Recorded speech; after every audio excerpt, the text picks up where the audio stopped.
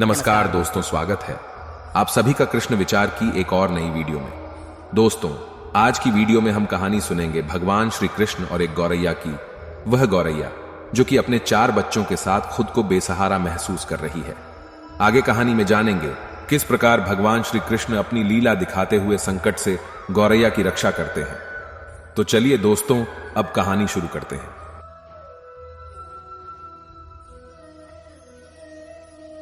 कुरुक्षेत्र के युद्ध क्षेत्र को विशाल सेनाओं के आवागमन की सुविधा के लिए तैयार किया जा रहा था। उन्होंने हाथियों का इस्तेमाल पेड़ों को उखाड़ने और जमीन साफ करने के लिए किया। ऐसे ही एक पेड़ पर एक गौरैया अपने 4 बच्चों के साथ रहती थी। जब उस पेड़ को उखाड़ा जा रहा था तो उसका घोंसला जमीन पर गिर गया, लेकिन चमत्कारी रूप से उसकी संतानें अनहोनी से बच गई। लेकिन वो अभी बहुत छोटे होने के कारण उड़ने में असमर्थ थे। कमजोर और भयभीत गौरैया मदद के लिए इधर उधर देखती रही। तभी उसने कृष्ण को अर्जुन के साथ वहां आते देखा। वे युद्ध के मैदान की जांच करने और युद्ध की शुरुआत से पहले जीतने की रणनीति तैयार करने के लिए वहां गए थे। उसने कृष्ण के रथ तक पहुंचने के लिए अपने छोटे पंख फड़फड़ाए और किसी प्रकार श्री कृष्ण के पास पहुंची। हे कृष्ण, कृपया मेरे बच्चों को बचाए, क्योंकि लड़ाई शुरू होने पर कल उन्हें कुचल दिया जाएगा। सर्वव्यापी भगवान बोले, मैं तुम्हारी बात सुन रहा हूं, लेकिन मैं प्रकृति के कानून में हस्तक्षेप नहीं कर सकता। गौरैया ने कहा, हे भगवान, मैं जानती हूं कि आप मेरे उद्धार करता हैं। मैं अपने बच्चों के भाग्य को आपके हाथों में सौंपती हूं। अब यह आपके ऊपर है कि आप उन्हें मारते हैं या उन्हें बचाते हैं। काल चक्र पर किसी का बस नहीं है। श्री कृष्ण ने एक साधारण व्यक्ति की तरह उससे बात की, जिसका आशय था कि वहां ऐसा कुछ भी नहीं था जिसके बारे में वो कुछ भी कर सकते थे। गौरैया ने विश्वास और श्रद्धा के साथ कहा, प्रभु, आप कैसे और क्या करते हैं वो मैं नहीं जान सकती। आप स्वयं काल के नियंता हैं, ये मुझे पता है। मैं सारी स्थिति एवं परिस्थिति एवं स्वयं को परिवार सहित आपको समर्पण करती हूं। गौरैया और श्री कृष्ण के संवाद से अनभिज्ञ अर्जुन गौरैया को दूर भगाने की कोशिश करते हैं। गौरैया ने अपने पंखों को कुछ मिनटों के लिए फुलाया और फिर अपने घोंसले में वापस चली गई। 2 दिन बाद शंख के उद्घोष से युद्ध शुरू होने की घोषणा की गई। कृष्ण ने अर्जुन से कहा कि अपने धनुष और बाण मुझे दो। अर्जुन चौंका, क्योंकि कृष्ण ने युद्ध में कोई भी हथियार नहीं उठाने की शपथ ली थी। इसके अतिरिक्त अर्जुन का मानना था कि वह ही सबसे अच्छा धनुर्धर है।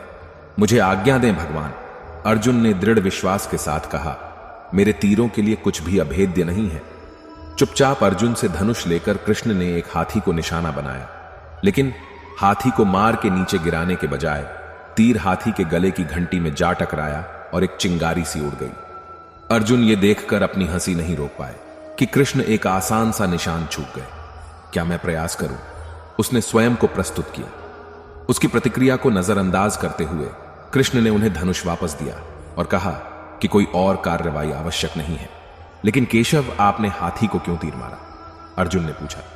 क्योंकि इस हाथी ने उस गौरैया के आश्रय उसके घोंसले को, जो कि एक पेड़ पर था, उसको गिरा दिया था। कौन सी गौरैया? अर्जुन ने पूछा। इसके अतिरिक्त हाथी तो अभी स्वस्थ और जीवित है, केवल घंटी ही टूटकर गिरी है।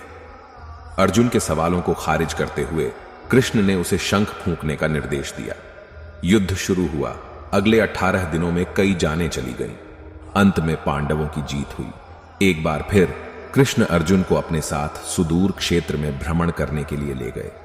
कई शव अभी भी वहां हैं जो उनके अंतिम संस्कार का इंतजार कर रहे हैं। जंग का मैदान गंभीर अंगों और सिर, बेजान सीढ़ियों और हाथियों से अटा पड़ा था।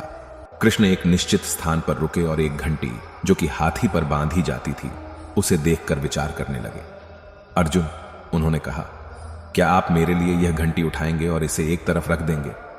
निर्देश बिल्कुल सरल था, परंतु अर्जुन के समझ में नहीं आया। आखिरकार विशाल मैदान में जहां बहुत सी अन्य चीजों को साफ करने की जरूरत थी, कृष्ण उसे धातु के एक टुकड़े को रास्ते से हटाने के लिए क्यों कहेंगे?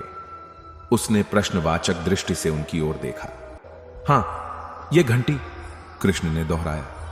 यह वही घंटी है जो हाथी की गर्दन पर पड़ी थी, जिस पर मैंने तीर मारा था।